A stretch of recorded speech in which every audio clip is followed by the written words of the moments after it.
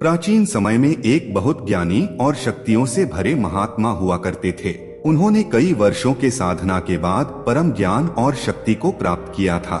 वह हर स्थान पर भ्रमण करके सबका मार्गदर्शन किया करते थे और अपने मठ में वचन दिया करते थे। एक बार वह ज्ञानी महात्मा अपने भिक्षु के साथ किसी नगर भ्रमण से लौट रहे थे। बहुत लंबा मार्ग था।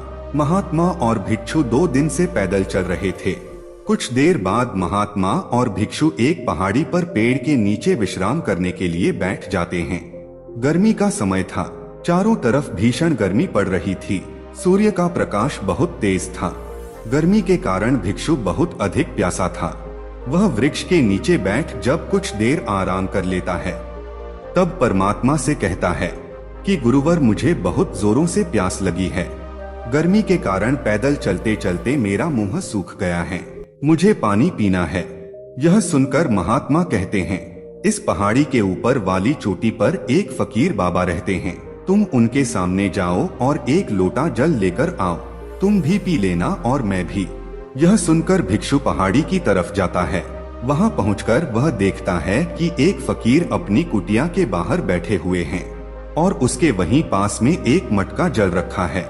मटका देखकर भिक्षु बहुत प्रसन्न होता है कि अब उसकी प्यास बुझ जाएगी। वह फकीर के सामने जाकर कहता है कि क्या उसे एक लोटा जल मिल सकता है, मुझे बहुत प्यास लगी है।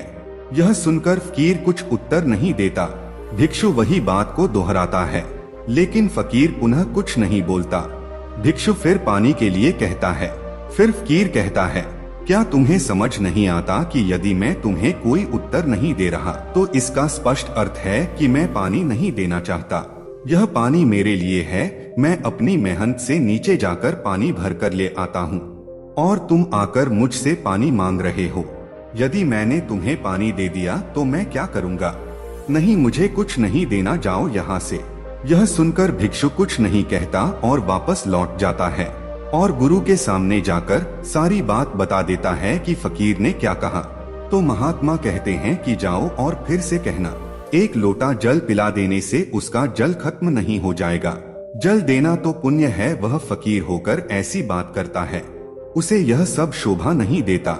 यह सुनकर भिक्षु फकीर के पास जाता है और के पास जाकर कहता है कि एक लोटा जल देने से आपका जल खत्म नहीं होगा। आपके मुख से यह बिल्कुल शोभा नहीं देती है। यह सुनकर फकीर भड़क जाता है और कहता है कि क्या एक सन्यासी मुझे सही गलत बताएगा? एक बैरागी जिसके ना तो कुछ आज का पता है और ना ही कल का, वह मुझे ज्ञान दे रहा है। यदि तुम्हारे गुरु के पास इतना ही ज्ञान और शक्ति है तो जाओ उन्हीं के समक्ष अपनी प्यास बुझाओ। यह सुनकर भिक्षु महात्मा के पास जाकर सारी बात बता देता है। अब महात्मा उसे पुनः नहीं भेजते और कहते हैं कि जाओ वहाँ सामने उस पहाड़ी के नीचे जाकर खड़े हो जाओ, तुम्हें पानी मिल जाएगा।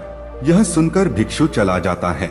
यहाँ महात्मा चुपचाप आंख बंद करके बैठ जाते हैं। पहाड़ी के नीचे जाते ही भिक्षु देखता है कि झरने से पानी बह रहा है। वह खुश हो जाता है और पानी पीने लगता है। इतनी देर के प्यास के बाद पानी के आनंद की अनुभूति होती है। उसके गले में उसे शीतलता महसूस होती है। तभी वह फकीर देखता है कि उसका घड़ा स्वयं से फूट गया और उसका पानी बह गया। यह सब देख उसे कुछ समझ नहीं आता है कि आखिर घड़ा कैसे फूट गया। फकीर उठकर आसपास देखने लगता है। तभी उसकी दृष्टि नीचे झरने से पानी पीते भिक्षु पर चली जाती है। यह देखकर वह सोचता है कि यहाँ आज पानी कैसे बह रहा है। वह इतनी वर्षों से यहाँ रह रहा है तो पानी का तो कोई स्रोत है ही नहीं।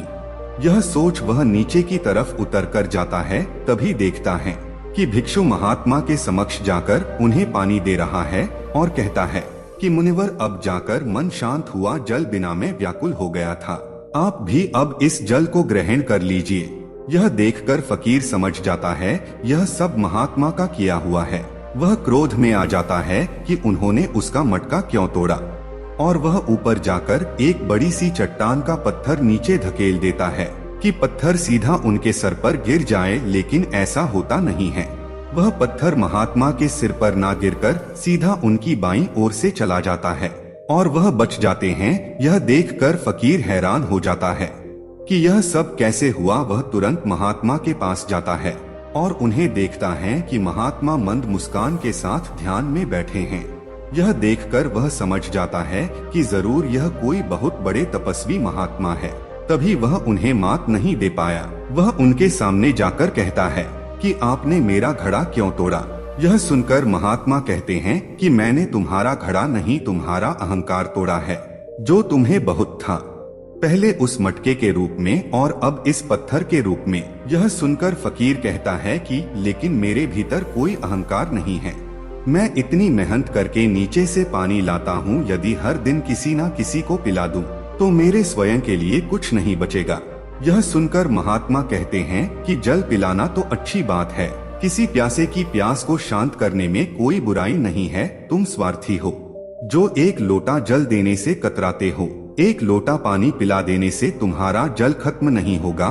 तुम इस अहंकार में हो कि यह जल तुम्हारा है, जबकि सत्य तो यह है कि यहाँ कुछ भी तुम्हारा नहीं है, ना था और ना ही होगा। यहाँ सब कुछ सबका एक समान है। कल यह जो किसी और का हुआ करता था, आज तुम्हारे पास परसों किसी और का होगा। यह किसी एक का नहीं, सबका है, समान अधिकार है। फिर तुम किसका अहंकार कर रहे हो? तुम्हारा बस यही अहंकार मैंने तोड़ा है, क्योंकि किसी भी फकीर में अहंकार शोभा नहीं देता है। उनके भीतर तो सब कुछ बांटने का गुण होना चाहिए। महात्मा की यह बात सुन फकीर बहुत लज्जित हो जाता है और कहता है कि सत्य कहा आपने मुनिवर, मैं भूल गया था कि मैं एक फकीर हूँ। मुझे तो हर किसी की सहायता करनी चाहिए। मुझसे भूल हुई, कृपया करके मुझे क्षमा करें। इतना कहकर वह महात्मा के चरणों में गिर जाता है। तब महात्मा कहते हैं, तुम्हारी भूल की यही माफी है कि अब फिर ऐसी भूल तुम मत करना। मनुष्य को स्वयं के भीतर सदैव मनुष्यता को जीवित रखना चाहिए, तभी उसे दूसरे का दुख समझ आता है। और इतना कहकर महात्मा अपने भिक्षु के साथ लौट जाते हैं। भिक्षु महात्मा से बहुत प्रसन्न होता है और उसे उनका यह गुण पसंद आता है और वह उनसे और अधिक प्रभावित हो जाता है। उसे स्वयं भी यह बात समझ आ जाती है कि व्यक्ति को कभी भी किसी भी चीज का अहंकार नहीं करना चाहिए, क्योंकि जो उनके पास है वह कल किसी और के पास भी होगा। इसलिए जो आपके पास कुछ समय के लिए है, उस पर क्यों अहंकार करना, उसकी जगह उसका सही उपयोग करना चाहिए। और भिक्षु स्वयं भी अपने गुरु की इस सीख को गांठ बांध लेता है और उस पर अमल करता है। आशा करते हैं यह बात आपने भी सीखी होगी। और भी ज्ञान के लिए स्क्रीन पर दिखने वाले हमारे अन्य वीडियोस को भी एक बार अवश्य देखें। धन्यवाद।